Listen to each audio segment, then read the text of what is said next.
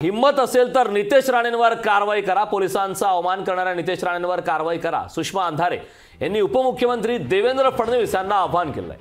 ठाकरे गटाच्या उपनेत्या सुषमा अंधारे यांची मुक्त जनसंवाद यात्रा ही भिवंडी लोकसभा क्षेत्रात सुरू आहे। यावेळी अंधारेंनी देवेंद्र फडणवीस यांना आता खुलं आवाहन दिलंय।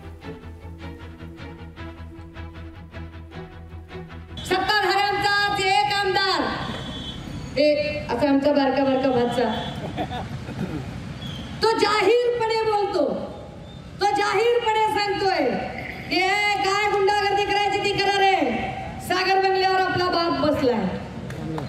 गृहमंत्र्यांच्या नावाने सरळ धमकी दिली जाते।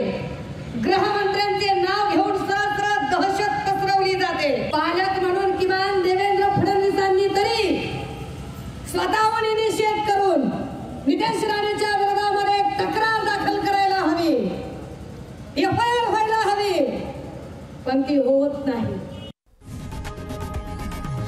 लोकशाही मराठी ऐका, पहा, जागरूक रहा।